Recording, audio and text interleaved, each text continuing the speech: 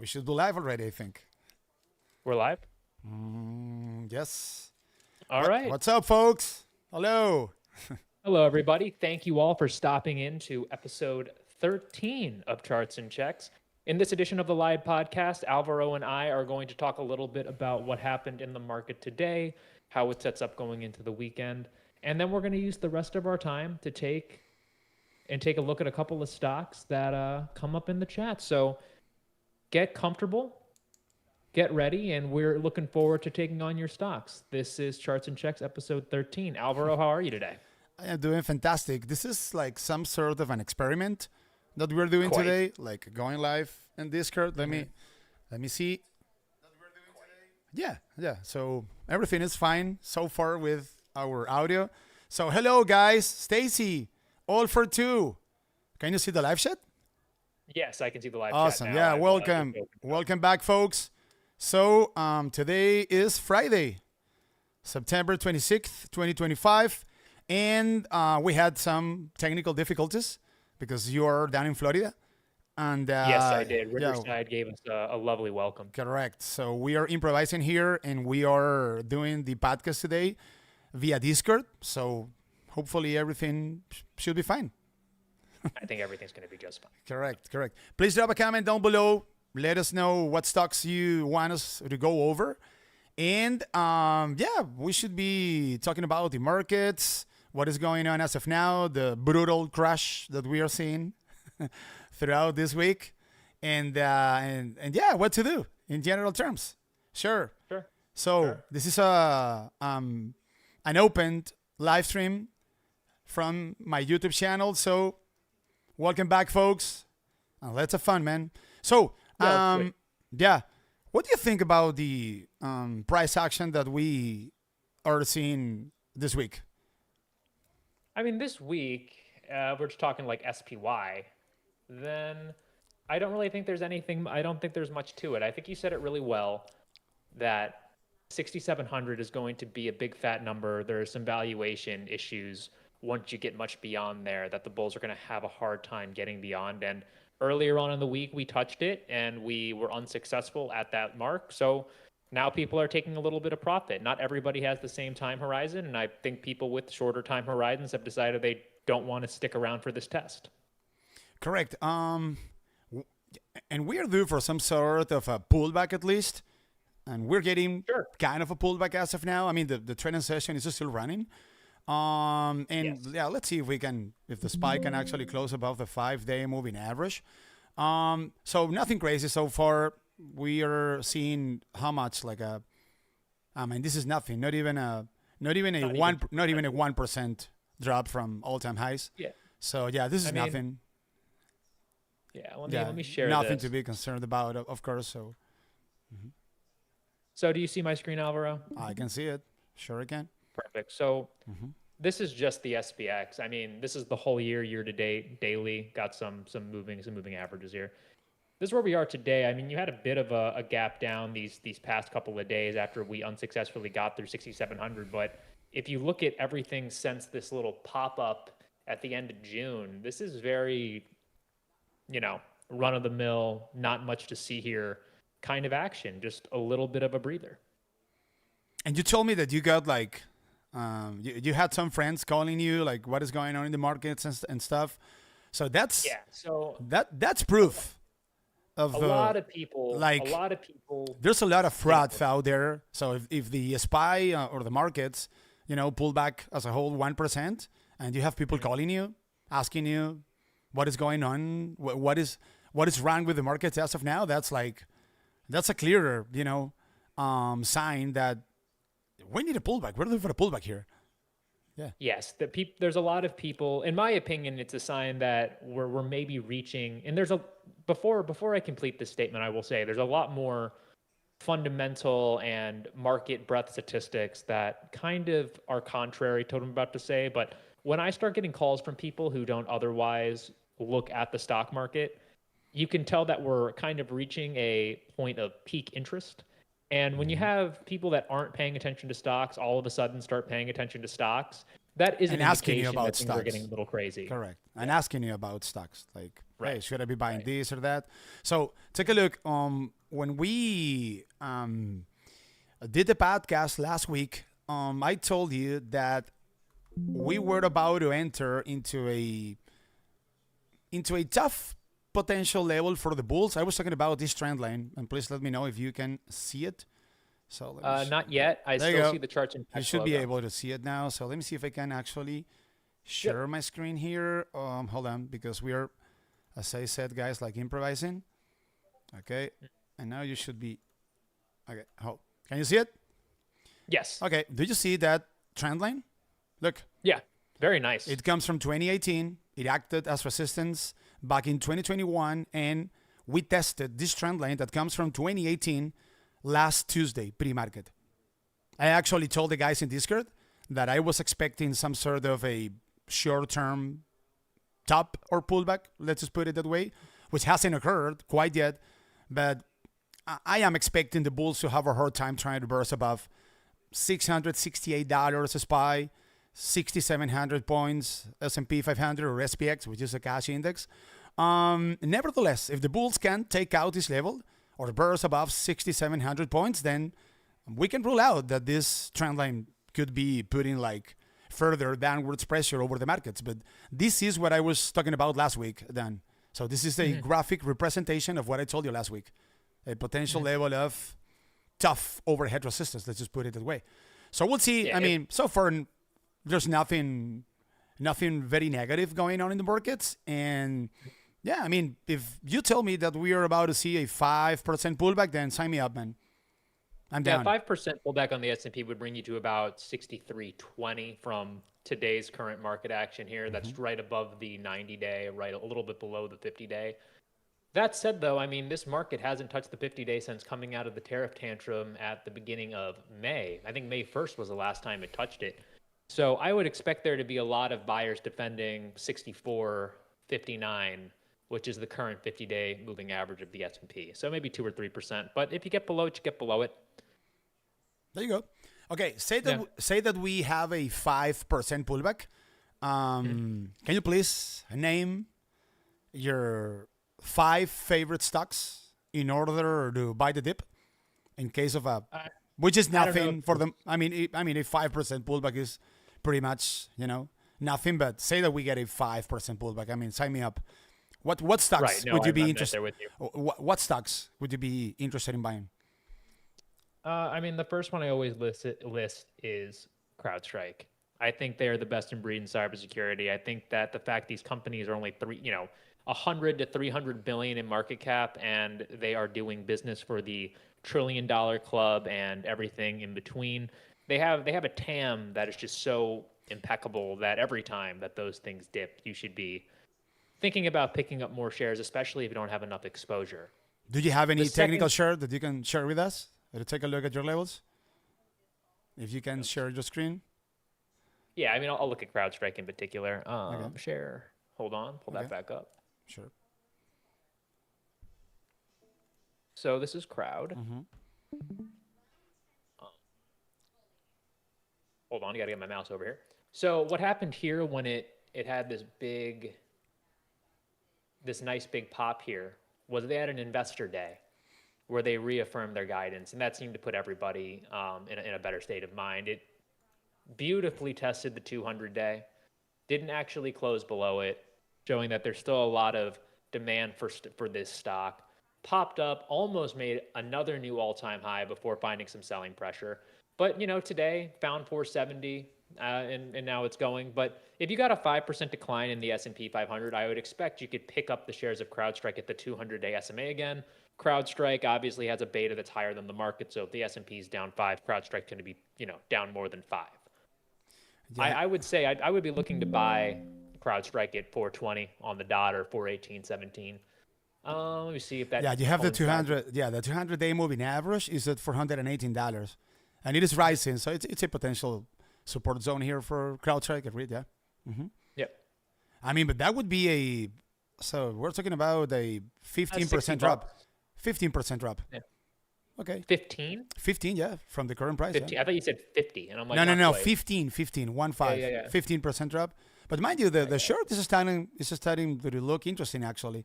If CrowdStrike can consolidate above this 5 DMA, $480, it would be trading above all the moving averages.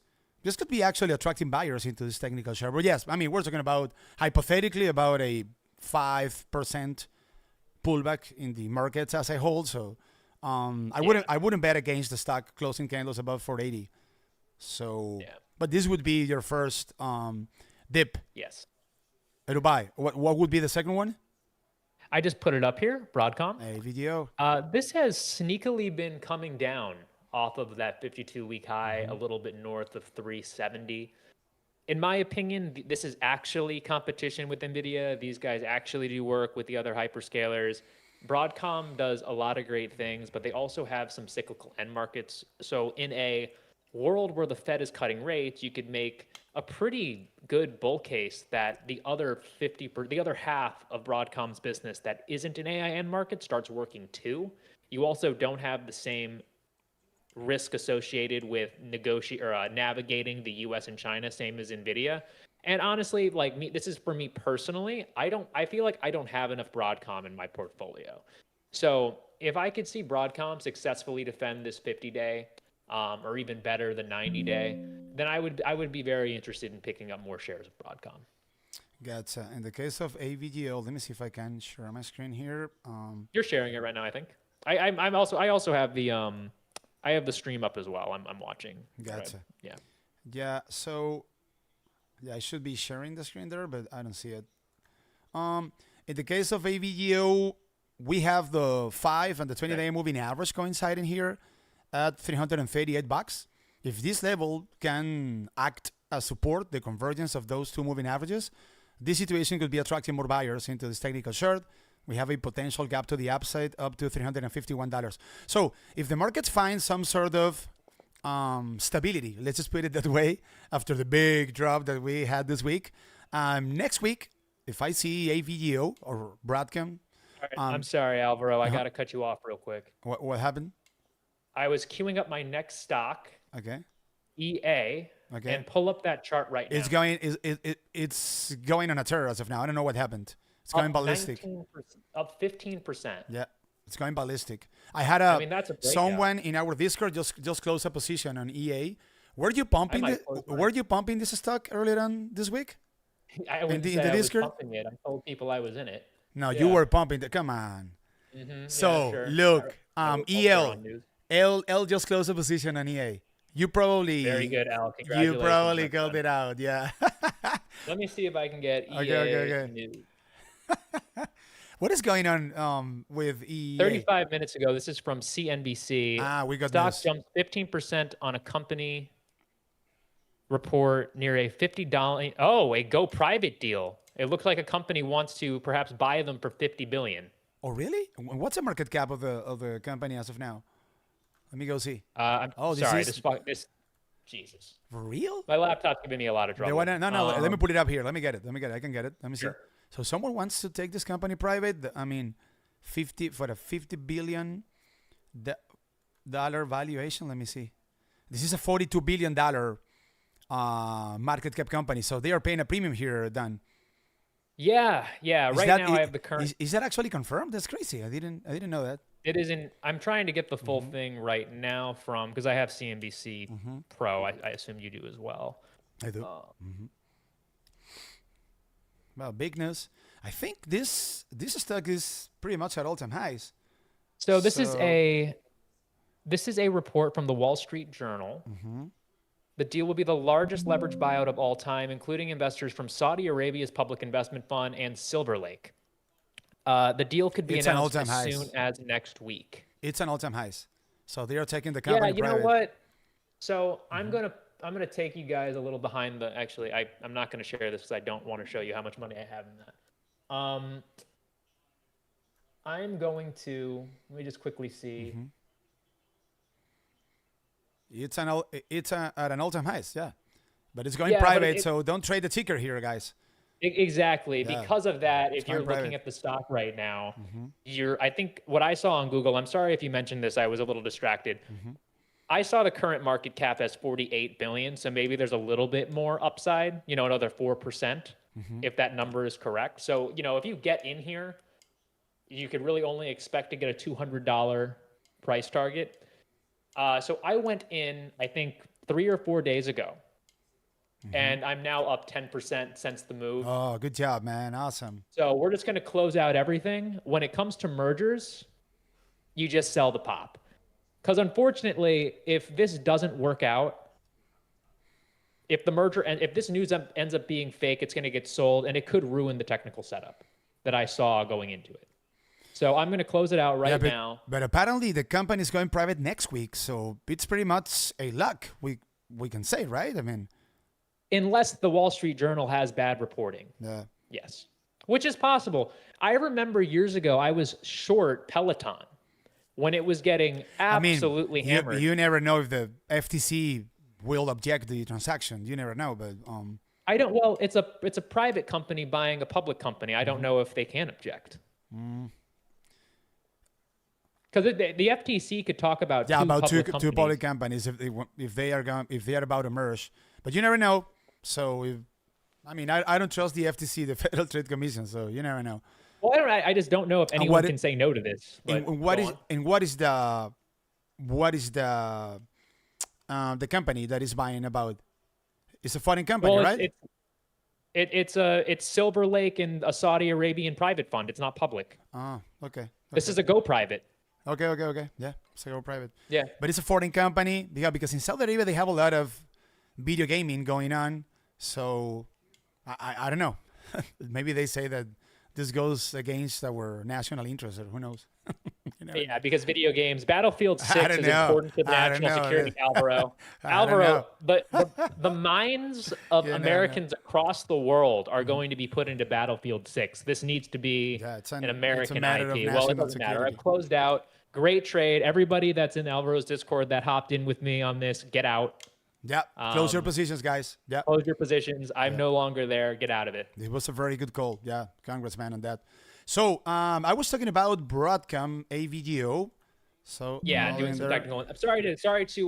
No. Yeah, this was breaking news. What is happening? This was breaking news, and I was telling you that in the case of AVGO, if the bulls can hold the convergence of the 5 DMA and the 20 at $337, there could be room up to $351. Would you be buying a pullback down to the 50 DMA at $314? I mean, it's rising. It could act as under support. Normal market conditions, yes. But we were talking about a 5% decline in the S&P 500. So I'm just assuming you get a price better than that. Maybe the 100. The 100 DMA is at let me see. Let me go back to the technical shot. Yeah, the 100 DMA is at $282. I mean, that's a bit. I mean, yeah, why not? If we have a correction in the markets finally, that would be a 24% drop.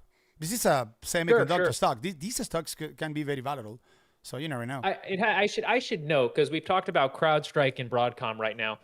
These companies have bear markets. I don't want to say regularly, but it's not like a rare occurrence. Like, you could wake up in a month and see the stocks up or down 15 to 20%. Like, it happens super easily. A semiconductor stock. It's a feature, not a bug. These are growth stocks. A semiconductor stock trading on higher multiples. These stocks can go down 30-40% easily, no problem. And you guys have to understand the risks involved. So in the case of AVGO, okay, so this would be your second dip. What would be your third dip to buy? Well, the third would have been EA, because I was pretty confident. Forget it. That. It's going private. So the next. It's going private, so forget it. So this one's a little bit interesting. I do want to give the people something that I have been working on outside of AI, technology, and cybersecurity, because people that know me know those are my favorites. The next one would actually be. Hey, by the way, circling back to EA, if this were, because we haven't heard back from EA about the news, if this is a hostile takeover, maybe the company could reject the transaction, right? So we need to. That's true. Dig a bit deeper into the news. We'll see about that. That happens. That's worth mentioning, because any buyout needs to be approved by a shareholder vote. Correct. So the shareholders will get to vote. I just have a hard time believing that it's going to get rejected. Because you're paying a premium. Yeah, the company has they're paying a decent premium, maybe. And I mean, like, I've sold my position. I've made my decision. It's possible that the board could negotiate and be, hey, we don't like 50 billion. If you do 60 or 80, then we're in. Correct. And there's a negotiation process there. Correct. And but I don't think this can. I don't think this can be blocked on grounds of national security or monopoly or anything like that. Okay. No, I didn't know that it was a company from Saudi Arabia. Well, it's not just a company from Saudi Arabia. It's the Saudi Arabian sovereign fund. Go figure. The sovereign fund buying. You know what I'm talking about? They have positions in Lucid. So we have a sovereign fund buying a video game company. That's okay. Well, so I mean, it's an investment, so whatever, it's okay. Well, let's keep in mind, Saudi Arabia obviously has a lot of oil, but they don't have a lot of other industries in their country, or ones as big as oil. So if you're Saudi Arabia, it actually makes sense to have some sort of investment fund to make sure that if you needed to, you could invest in companies within your borders or outside of which to make sure that your company your country can compete with other other industries in other countries. I mean, the news just came out, so yeah, well, let's just keep an eye on it. But if you guys happen to have any position on EA, just lock in the profit and enjoy it. Yeah. Hey, Positive by Nature is saying, thanks, Gorilla. Yeah. A bunch of guys in the Discord followed your call out, so that's super I will look fun. At all of that later. I'm scared if I open one more tab, my computer will freak the hell out. So I'm just gonna. That's fine. We're going to keep it as it is. Thank you, guys. I appreciate it. You're down in Florida, man, so we're just improvising. Okay, we were talking about your third pick in order to potentially buy the dip. Huntington Bank Shares, HBAN. HBAN? Do you have a share Huntington Bank Shares that you can share with us? Please go ahead. So for those not familiar with this... This is a bank. I'm not familiar with the ticker, by the way. This is a Ohio bank. Okay. This is a 1 year. It's a regional bank daily chart. We have a 50-day in white, the 200-day in like this orange color here. So right now the stock actually isn't trending super well. It is consolidating. MACD went negative here, not great, but RSI is recovering. This is a play on continued deregulation.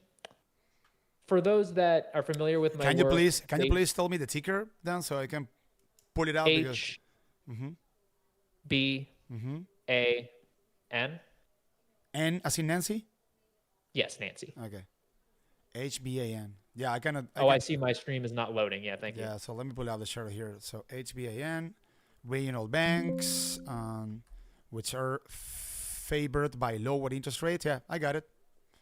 Yeah. Yeah. So for those that don't exactly understand why regional banks do better when rates go down, they actually, if you have a mortgage in the country, chances are it is with your local or regional bank. The idea is you get a lot of refinancing opportunities. I would make the argument that this time around you might see groups like Rocket Lab or even Sofi. I mean, Robinhood wants to get it. Now it's a more competitive space, but this hasn't made a new all-time high. Okay, it did in November, but if you go past November of last year, the last time this was anywhere near there was at the beginning of 2022. You have a really big base. From a strict technical standpoint, I would wait until buyers reclaim $17.60. We can round it up $18, and closing candles above $18 could open honestly, the door for higher prices. I'm happy you prefaced that. This is just one of my favorite rate cut ideas. Okay. So you can wait. You didn't have a position here, then you would be ideally buying the dip, but you are not involved in the stock quite yet, right? No, I am involved in the stock. Oh, okay. Gotcha. Mm-hmm. Okay. I don't know. In case of a further pullback, quote unquote, what about a visit down to the 200-day moving average at $16? It's not a big deal. Sure looks decent. I mean, if you could get it, especially if the 20-day MA reclaimed. Yeah.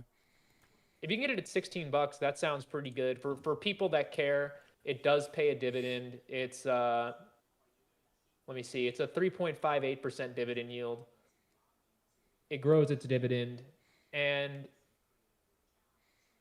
I would say though, like because this has such a long base and it's been such a slow moving company, you could wait until this stock breaks 18.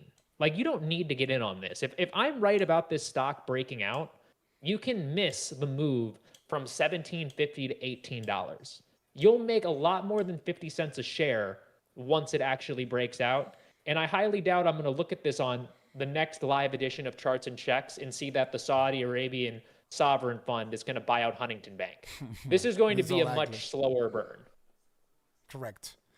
Your fifth pick in case of a buy the deep opportunity? Let's see. You're doubtful about it.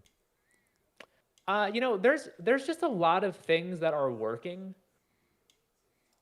And I would say that my fifth one would, this isn't going to surprise anyone, I don't think. I would go ahead and just buy Netflix. I've been wanting this stock. Which hasn't done anything for months. It's done nothing. Nothing. If this, if the market gives me an opportunity to buy Netflix around the 200-day moving average, I think it's at 1080. Let me put it up here quickly. I have a lot of Netflix, but if it were to drop $200, I would buy more. Wow, you're talking about a rising 200 DMA, which is signaling as of now pretty much $1,100. So I love this company. That would represent a drop of 20%. Are you watching anything on Netflix right now? Oh yeah, all of the time. This is a monopoly. This is a phenomenal company. This is a monopoly. No competitors for Netflix. This is a company that has zero competitors, or at least serious competitors. Let's just put it that way. A 20% pullback on this company. This would be a buy the deep opportunity in my opinion. And if you don't, let me add something quickly. If you want to like take a short-term trade here, wait until the buyers can recapture the 50, the 5, the 100, and the 20-day moving average. A potential push to the upside of Netflix above $1,222. We can round it up. $1,230 could be a buy opportunity. And take a look. So the stock hasn't done anything during. This is insane since July. Just shopping around back and forth. So a potential process of consolidation above $1,230 ish could be a buy the deep opportunity. Go ahead then. Yeah, so it topped when it topped a little bit before it reported earnings on July 17th and has done nothing since. It was a very good report. It was a fantastic report, correct. It was a fantastic report. But the RIP got sold.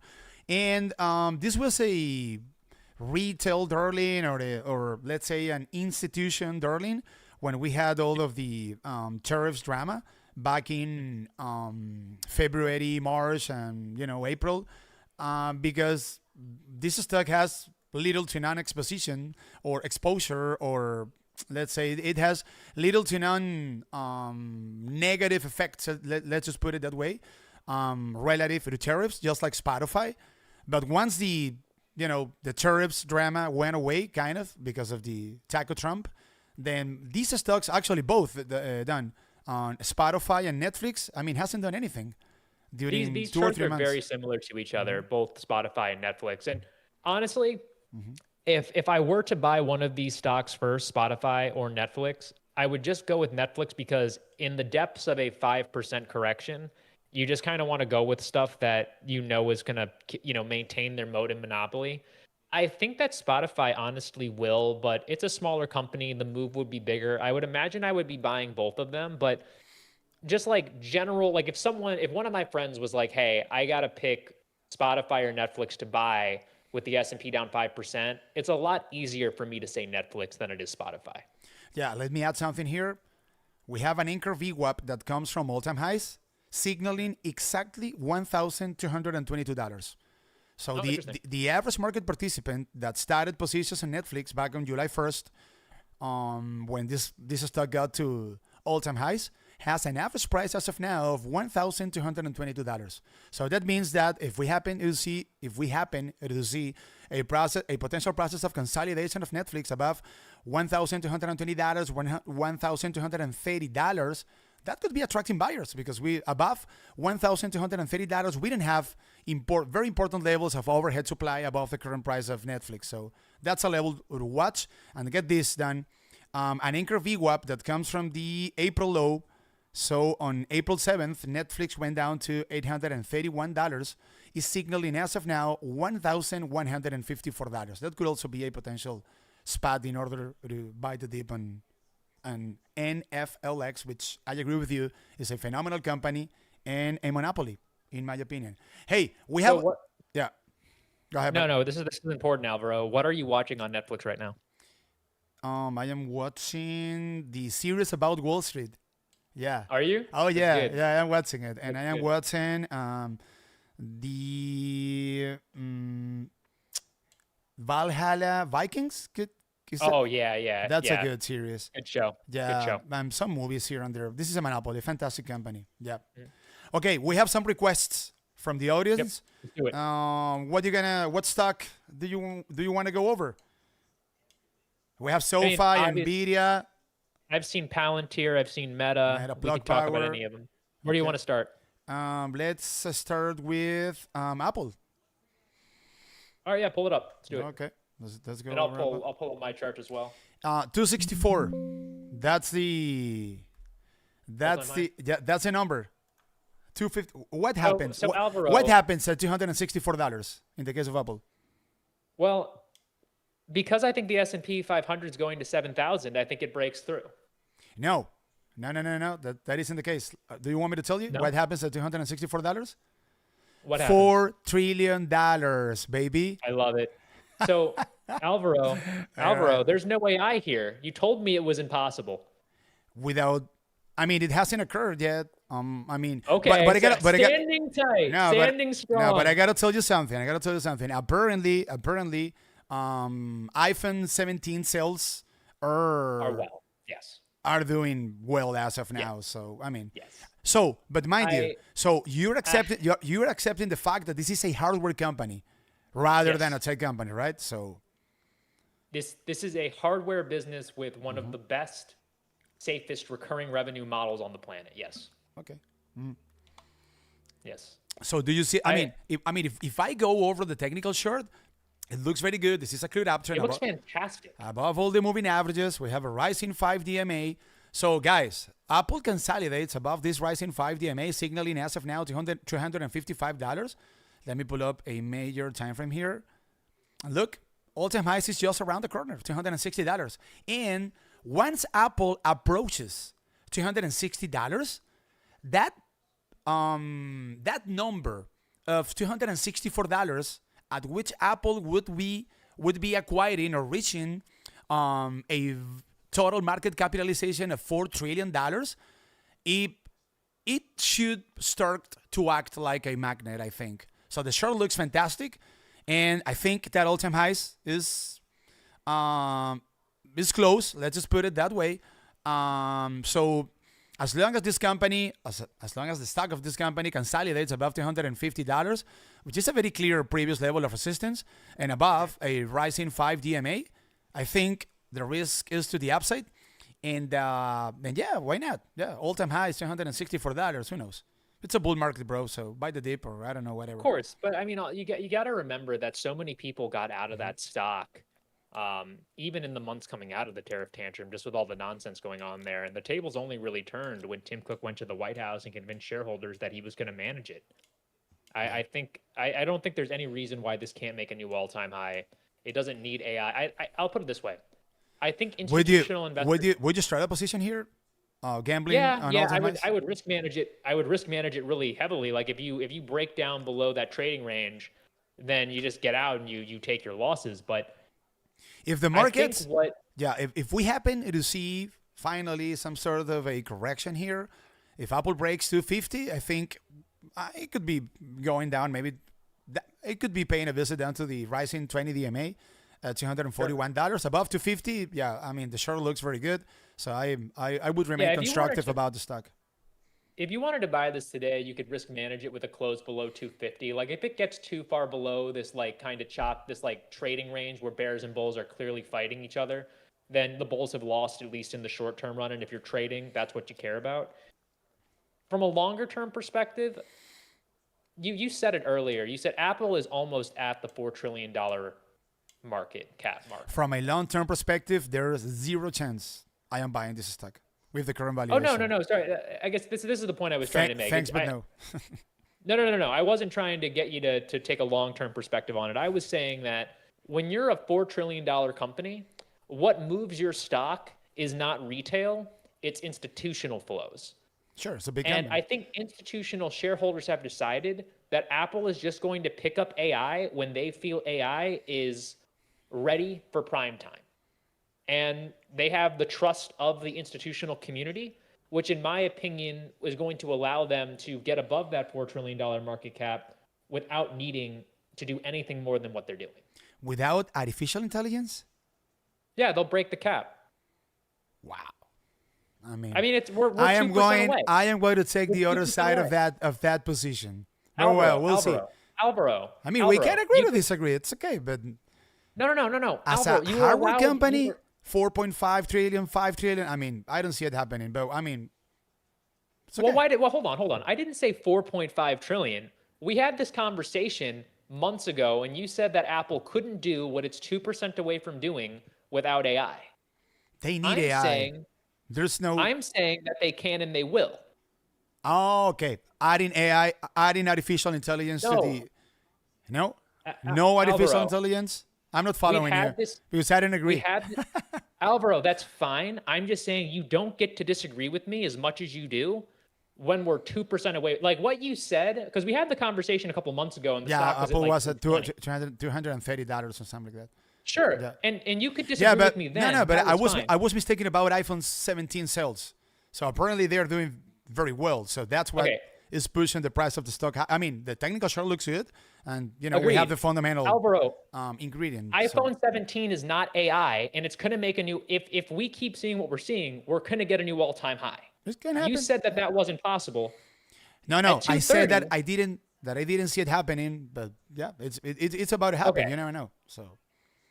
I guess what I was pushing back, we can move on. I was pushing back because you're allowed to say no at 2:30, but you can't say no $5. Like it's possible. It's possible. No, I don't know. So since the technical chart looks very bullish, I can see this stock, getting up to $264, which equals a market capitalization of $4 trillion. I don't necessarily see Apple being able to sustain such a heavy valuation without adding the artificial intelligence component to the recipe. Let's just put it that way. But we'll see what happens. If it reaches 4 trillion, I'm going to say that I was right. All right, let's move on. That's okay. Okay, Meta. Let's go over Meta. Do you have a technical chart or something for Meta? Meta is getting hit today actually. So yeah. Let me pull this up. Yeah, I can pull this up for you. Going down 1.21%. This is another stock that hasn't done anything stop since me if last my screen starts acting funny. You can stop me. Is it running or not? I can pull it up. No worries, bro. Is it there or no? No, I don't see it. Let me see. Let me go. No. I got it. Yeah. Okay, I got it. Okay. Go ahead. Meta. Sure. So what I have here is I'm seeing it retest 740. It's lost the 5-day EMA, the 13-day EMA, and the 21 simple. It really needs to pick itself up here because right now it just opened at the 50-day and went lower. So the next point of potential support I'm seeing is around 725 at the 90-day. I would say you could wait on this one. I'm not really sure why it's getting hit the way it is today. It could be something to do with TikTok, perhaps. The idea that if we get an Americanized TikTok, there is going to be some longer run competition. We've been seeing like massive, not massive, but we've been seeing profit taking in general terms on the Magnificent Seven stock. So Meta couldn't be the exception to the rule. So yeah, but you can argue that it's that the TikTok deal in favor of Oracle could be affecting Meta negatively. Yeah, you can make a case there. This is another fantastic company. This is the cheapest Magnificent Seven stock other than Google.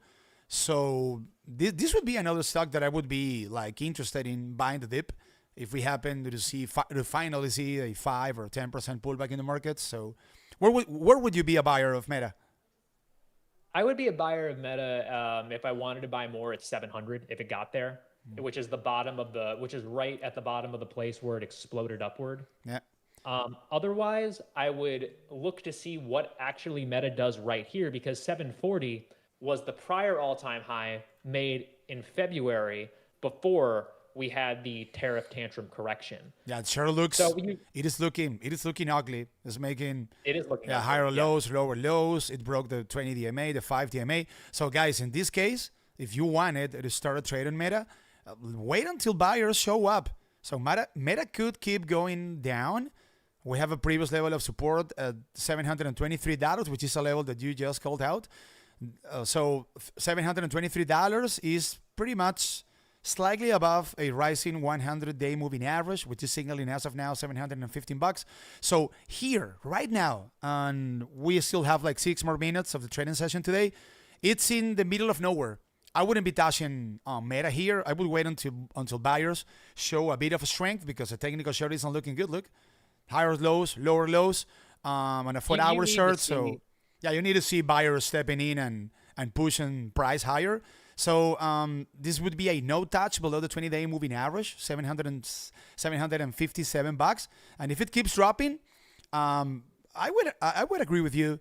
So somewhere between $722, $715 near the 100-day moving average. This would be a place in which buyers could be defending price, and that 100 DMA is rising, so it could be potentially pushing price up. So it's a level of interest for Meta. Mm-hmm. Yeah, I'm just looking at that short-term chart you have there. If you were to draw a straight line or a linear line from the tops that it's making over the last week, it's just in such a firm downtrend. It just can't get out of this line. Every time that Meta tries to come back a little bit, there are new sellers. People want out of the name right now. Just to reiterate what you said and why the chart looks the way that it does, maybe because Meta has done so well, people have portfolios with Meta positions that are too high, and they're just trying to right size the ship. Nothing's fundamentally changed about the company. And even if TikTok were or is going to remain a competitor for longer than the market suspected in the United States, thanks to the Oracle deal, it doesn't change the fact that they are probably going to start making even more money on the advertising side beyond what they usually do when they split it with Google. Because you can make an argument that there's an advertising duopoly, at least amongst the big guys, with Google and Meta. Yeah. And I think with the way things are going, like the Google platform giving you AI results and that platform becoming a less attractive place for advertisers, Meta is going to pick up a lot of that slack, because there is a lot of value in advertising to people based on an algorithm that is feeding them constant entertainment whenever they're bored. Yeah. It's a buy the dip kind of a stock. But the technical chart looks crappy as of now. So yeah, I wouldn't be a buyer right now at all. I wouldn't be a buyer here. Correct. Mm-hmm. Okay, next, we have Sofi. Pull it up. Yeah, I love it. Let me pull it up. It's going down as well. Profit taking, nothing crazy in the case of Sofi. Oh, I like this chart more. Don't you? Can you see it? Yeah. Okay. Let me put it up. Oh, Sofi. Let me see. Still a good looking chart, but yeah, sellers have stepped in and they were able to bring Sofi below the 5 DMA, which is signaling as of now $29.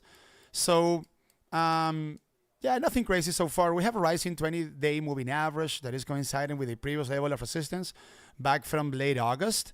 So ideally, I would like to see Sofi recapturing this 5 DMA, closing candles above $29. If that were the case, that would allow the bulls to gather some momentum in order to make a test of the brand new all-time highs, $30. You don't need to be a hero in any of these names. Like, don't get me wrong, this chart looks much better than Meta's, but you don't need to rush into this. Way better. Yeah. Mm-hmm. Yeah, way better. Bad. Yeah, so the 5 DMA was broken to the downside. Yeah, above 29, I would be going long. If this 20 DMA breaks to the downside, this could even be a short opportunity, below I would $27. totally agree. Yes. Because Yes. yeah, sellers have started to step in here, but yeah, nothing wrong with the chart. And this is a winner, and we can make a case that this is already priced in. This is a big winner of lower interest rates in the economy. So you also have like a fundamental case that you can make in favor of Sofi. It's also crypto. It's also crypto, but crypto has been doing very poorly recently, right? Bitcoin hasn't been doing. Yeah. I think it's Hasn't been doing. I doing think it's anything. stabilizing a little bit today, but it has the last week. I think I've seen Solana retest 200.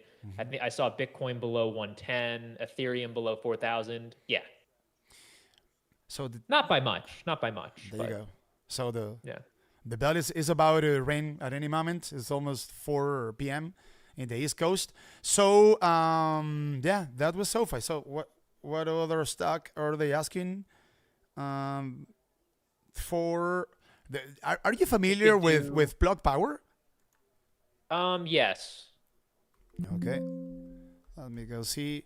Plug Power. Oh, so this is in the artificial intelligence, energy, demand mania. There goes the market. There goes the market. So wow, this is a $2 stock. Jesus Christ.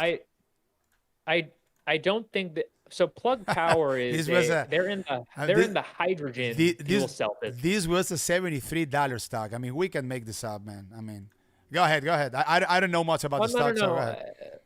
Plug Power does hydrogen fuel, if I understand correctly. The last time I heard of them was they signed a deal with Walmart to provide, I think, hydrogen-powered forklifts or something like that.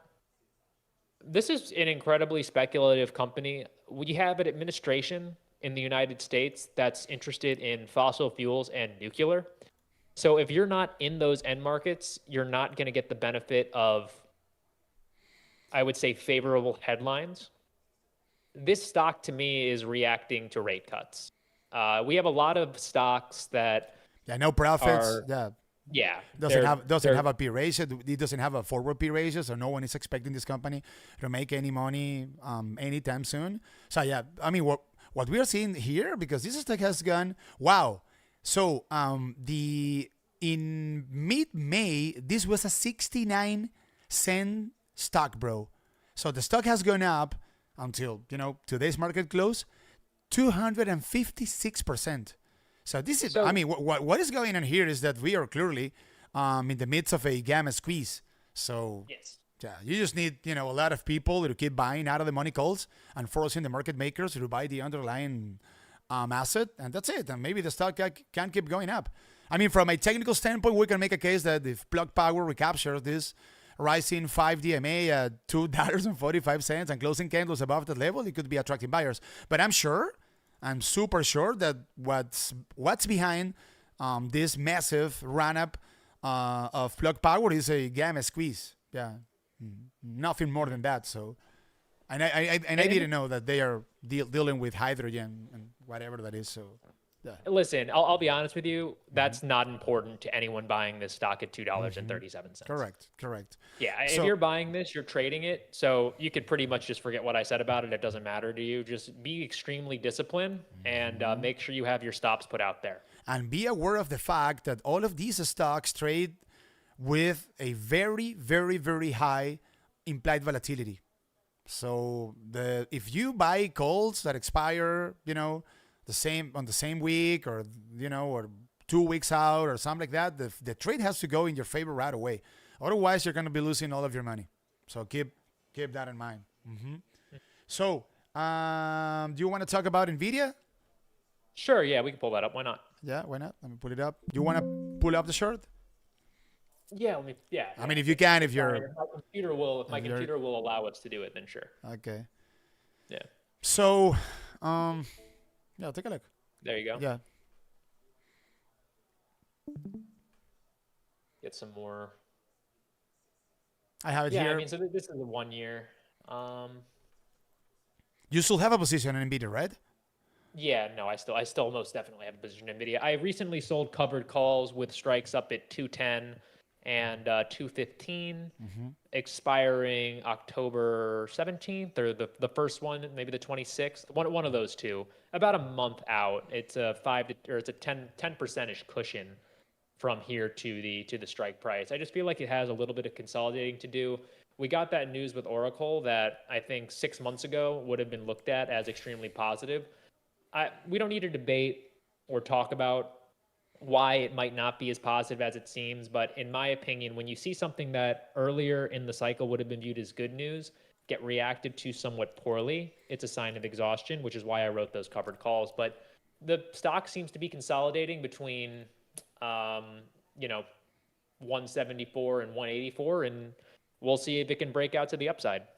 Yeah, I mean, the chart looks super choppy, of course, but Nvidia, I mean, it closed slightly below the 5 DMA today. Take a look, this white line. So it closed slightly below the 5 DMA, $179. Say that next week, Nvidia consolidates above that 5 DMA, and at the same time, the 5 DMA is signaling $179, slightly above that 5-day moving average. We have $180, previous level of resistance. This thing consolidates above $180, and it could be headed to all-time highs. Yeah, of course. And from a support standpoint, I would be keeping an eye on the 20-day moving average at $174. It's a previous level of support. If broken to the downside, with the SPY going down and the Qs and stuff like that, it could be maybe a short opportunity. The short looks good.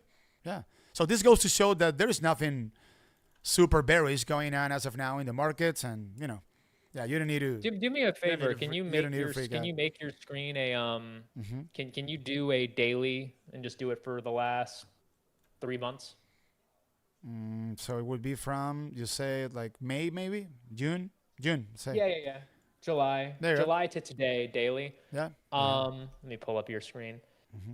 You could sort of make an argument that there is a reverse head and shoulders that happened. The head right there at that red candle where it went to the low of like 163. Then the other red candle to the right is one of the shoulders. Yeah. And you see it? Yeah, it's like, so this would be the left shoulder, I think. This would be the head, I think. Move it down a little bit. You see how it, the green candle right next to the one. Yeah, I mean, yeah. So something like this, right? Sort of, yeah. Yeah, I mean, sort of, yeah. Close enough. When you spot these kind of technical patterns, they never look like super academic. Let's just put it that way. So you need to when you are trying to draw, let's say technical patterns, you always need to use a bit of your imagination, right? But yeah, this could be an inverse head and shoulders. Yeah. So what are you insinuating? $200? Oh, well, you have to make through the neckline, which in this case would be like 180. But if you get through 180, the bulls, you can make an argument have retaken control of Nvidia. All right. In case of a sizable pullback, if that ever happens, it will happen eventually. But where would you be a buyer? The 100 DMA rising, $161. It would be hard to pass up there for sure. I feel like a good place to go would be 161, but I mean, if you want to get even more particular, I would say $164. I actually like the 90-day SMA. I don't know why. Someone told me. It's not Carter Worth, just something in my head. But if you look at 164, the stock has toe tapped there before, so there is for whatever reason demand for Nvidia at $164, and it's also the place that it gapped up from that price level on July 16th. Yeah, so if we look at an anchor VWAP that comes from the April low, we get an average price of $144. I'm not saying that Nvidia is headed down to $144, but in case of a sizable pullback for Nvidia, I would be a buyer at around $144 if nothing broke the immaculate artificial intelligence story, of course, right? So we have. Right. I mean, if you get to 144, you're back to the price level in June, which would be a godsend, really. And you have a lot of market participants with positions at $144 that, in case of a pullback, could be defending price rather than selling the stock. So, I mean, I'm just pointing out a potential level to the downside, not saying that Nvidia is headed down to $144, of course. Hey, the guys are asking about Amazon, which is getting annihilated day in and day out. Do you think this is an overreaction of the markets? I would say so. It looks like it's going to defend the 200-day very well. And what I've heard recently is that the numbers on AWS this coming quarter are going to be more like low 20% and not 18. I got a feeling that Amazon is going to, at least AWS anyway, is going to surprise nicely to the upside. So we have, in my opinion, an important level as of now because Amazon is testing, it's making a test of the rising 100-day moving average to $120, and slightly below that 100 DMA, we find that the 200-day moving average, which as of now is signaling to $114. If Amazon breaks 214 to the downside, this could be good night Irene, bro. So this is an important spot that the bulls have to defend, and I would be constructive if the bulls can bounce off this 100 DMA, recapture the 5 DMA, and start closing candles on a daily basis above $221. So that could take a look at how this 5 DMA is coinciding with a previous support that acted as such on 2 occasions recently. So closing candles above 221, maybe the bulls could gather momentum in order to make a test of this 50-day moving average at around $227. So these are the levels that I am keeping an eye on. And in the case of Amazon, I think that we have an anchor VWAP that would be worth pointing out. Let me pull it up here, the chart quickly of Amazon. Let's go see. Yeah, so take a look. And I am not sharing this screen with you, but I can do it, bro. So hold. You got it, man. Yeah. Yeah, I would just make the point that the 200-day, like you said, is at that 214 area. If it goes below there, you are in some trouble. Yeah, but if... sorry, take a look at this. So an anchor VWAP that comes from all-time highs is signaling as of now to $110, and an anchor VWAP that comes from the April low is signaling to $108. This would be a potential important support in case of a visit down to this level. So you have like a potential support zone between 210 and 28. $210, $208. So say that the 200 breaks, $214. I think that the stock could be, could be coming across with buyers between 208 210. I agree with you. 210 is the 150-day simple moving average, which is Carter Worth's favorite, and that is a level I would look to add to Amazon for sure. Oh, okay. And above the 5 DMA, $221. There could be a trade to the upside up to the 50 DMA. It's always easier to buy strength from a momentum. For sure. For trading standpoint, yeah. All day long, and that's a main message that we always talk about here in the on the channel. Like, guys, don't buy the dip. Buy strength after the dip. 100%. You don't want to catch a fall. Don't be heroic. If the stock's going to correct itself, you can miss the first move higher. There's going to be many more after it. Hey, someone is asking, is insisting on QURE. This is got to be a quantum computing whatever, I guess, right? QURE. Have you heard about this stock? Unique. I mean, this thing exploded to the upside this week. What was this? Jesus Christ. I have no idea what this is. I've never heard of this. No idea. Do a quick Google for him. No idea. What is this? So let me see. Take a look at this. I mean, so it went up how much this week? It went up oh, my bad. I need to change. 3-4 times. Something happened here. It actually, so most of the move was made pre-market. But yeah, this 300%. 280% up this week. What is this company about? Never heard of it before, so I don't know. QRE stock skyrockets on meeting goals in Huntington disease studies. Oh, it's biotech. Oh, so now forget it. Stay away from biotech stocks, guys. If you want to stay in this business for a long time, you don't trade these. I mean, I don't trade these kind of stocks. I mean, I rarely ever do it. If I get an unusual collapse alert, maybe I would think about it. But listen, you said it really well. The money's been made. Correct. Now, stay away from this. Stay away from this. Did we go over Palantir? No, we haven't. I don't think we did. Let's do that quickly. Palantir. Oh, look at that! Wow. I like that.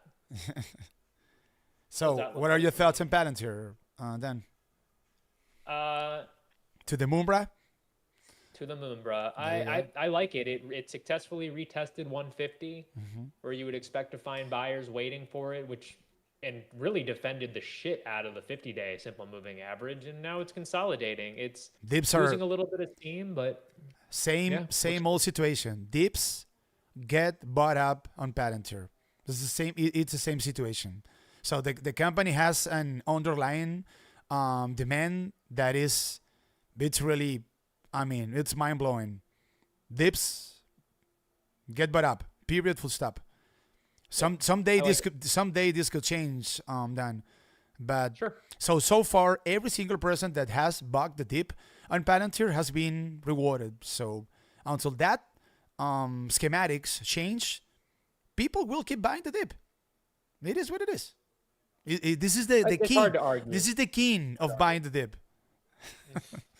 Yes. So I don't know what to say. I mean, from a strict technical standpoint, guys, take a look at the 5 DMA, $179. This thing consolidates above this 5 DMA, and we have a retest or a potential retest of all-time highs coming up. I would say more likely than not. Say that the 5 DMA cannot be recaptured. Keep an eye on the 20 and the 50-day moving average. So these two moving averages are pretty much coinciding between $168 and $166. They represent a potential support zone that if we happen to see a retest of this level, I don't know, probably, the buy the dip crowd will show up and defend Mr. Carp's stock. I know a lot of people that feel like they missed out on Palantir, so it's definitely one people are looking to bite at when they get a chance. Correct. Hey, somebody's asking about Chipotle. That's one of your boys, right? I do like Chipotle, but it's been a terrible stock for the past year or so. But not only Chipotle, Dan. I mean, every single restaurant chain has been going down like systematically. So it's not a Chipotle issue alone, right? So here's what I would say, just like broad strokes. The momentum indicators like MACD and RSI are improving, but the price just hasn't really followed it yet. I would say that for myself personally, as a longer term investor, to get interested in buying more Chipotle, I would need to see it take out the 50-day moving average at 42.71. If it could live above there for a couple of days, then I would consider adding more to it. It's been a while since I've bought it. They had that huge decline after one of the quarters. You haven't added to it, right? Say again? You haven't added to the position, I guess. No. It's in a clear downtrend, so you didn't do that, correct? No, I need to see this live above the 50-day, probably for a week or two, because that 50-day is descending. You don't want to get faked out. You want to see it get above there and take it, because until it's above the 50-day, there's really no argument to be made that it's going to enter a new sustainable uptrend.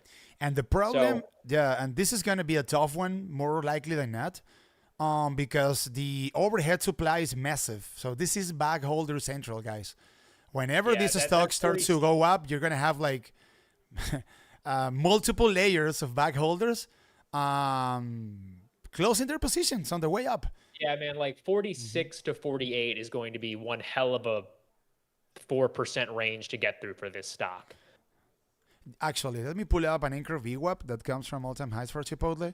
So let's see. But to your point, if you look at any of them, Shake Shack, Kava, a handful of the other ones in the space, Sweet Green, these stocks have all been demolished. For whatever reason, Wall Street has decided that this kind of fast food at this price point isn't going to do as well as other fast food options, and it's being punished for it. The only positive thing I can say about Chipotle and all the other names I mentioned right now is that if any of these companies were to report tomorrow, the bar would be so low that I would be shocked if you saw another 10, 15% drop post-quarter. I feel like the market's being a little too pessimistic in these names. And take a look at this, Dan. So if we take a look at an anchor VWAP that comes from all-time highs, we get an average price of $52. So go figure. So we have a lot of people with open positions on Chipotle with an average price of $52. So what do you think they will be doing whenever Chipotle, if that ever happens, I guess that it could eventually happen, goes up to $52. They will be closing their positions and running away. Hey, well, listen, this is just a little bit of experience. I've held stocks like these up into the point where they retest. Sometimes it works out, sometimes it doesn't. There's really no way of knowing. It'll really depend on what the macro environment is at that point in time, if I'm being completely honest with you. But you have to suspect that people that have a cost basis of 52 that bought right before the quarter that sent it down to 48, they're selling the stock at 52. It's going to be very hard to get past that. Okay. Do you think that Chipotle is best of breed when it comes to restaurant chains? Not anymore. I feel as though they had their moment, they had their hyper growth, and now it's going to be up to them to make a transition into this is what we're seeing right now is the transition from a growth stock into a more value stock. So I want to see Chipotle start to get their free cash flow into better order. I want to see them start looking into paying a dividend, all of that stuff. I would say right now, if you're looking for the next Chipotle, you probably actually want to look at something like Shake Shack or Kava. I'm partial to Shake Shack because I think they're doing a much better job with their growth plan as far as building out restaurants and executing on that than Kava is at the moment. But there's a debate to be had. Wow, this is a restaurant chain, and they trade at 30 times forward earnings. I mean, despite the fact that the stock is down a lot from its all-time highs, it is still trades at a very rich valuation, right? So the situation isn't as bad as the stock chart looks. Here's the deal, then. So you say, and this is a super valid point, that this stock went from being a growth stock to be a value stock, but that multiple of 30 times forward earnings doesn't allow value investors to take a look at Chipotle. You see what I'm saying? Maybe not. So that's an issue. Pull up a forward pull up a forward PE of Walmart or Costco or Coca-Cola. Those things trade above 20 times forward. Yeah, but this is a restaurant, bro. I mean, this is a very expensive valuation. The point I'm making is that there are plenty of value investors that are lining up to buy Walmart at 25 times forward and Coca-Cola at 25 times forward. 21 in the case of Coca-Cola. 21. Yeah. Because of Walmart, they gotta be. When we think of value multiples, we're thinking sub 20. I mean, look at that. Walmart's insane. 37. So let's. Yeah, so I don't know. Walmart. I think it is going to attract some buyers. I mean, I've never been an advocate of Walmart's valuation and multiples, but I think that the issue with Chipotle is that it is still, in the middle between eventually was a growth stock and now is trying to look like a value stock. But the multiple compression that we've seen so far, despite the fact that this stock is way off the highs, doesn't allow value investors to step in and defend the stock. So it's a tough one. And we have a lot of overhead supply. So this is a tough one. Yep. Just to answer the question that I saw about Kava, it's a similar scenario. They're just not opening up stores at the rate they thought they would. And unfortunately, the thing with Kava is that these guys work best when people are coming into the office 5 days a week because they're located in these cities. If we're going to do hybrid work, 3 days you have to go in, they're not going to make the money that people thought they would. Now, the stock price has already reacted to that. I would make the same argument I would make for Chipotle, and that the market has been too pessimistic and that these companies have a really good chance to surprise to the upside when they next report. But I don't think it's worth taking even a flyer on just because there's no way of knowing.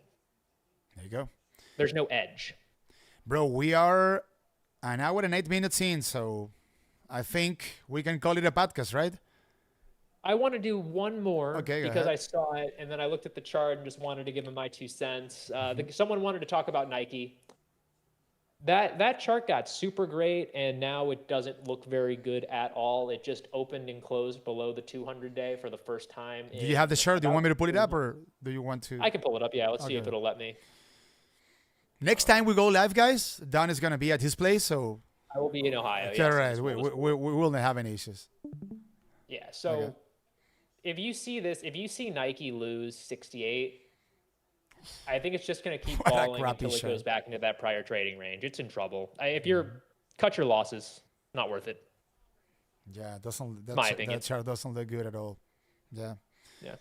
And the same thing goes, for Lululemon and stuff. So these kind of retail stocks are not doing well. So you need to wait until momentum, changes, and maybe Like we've said, you gotta wait for buyers to step in. People are rethinking their optimism on Nike.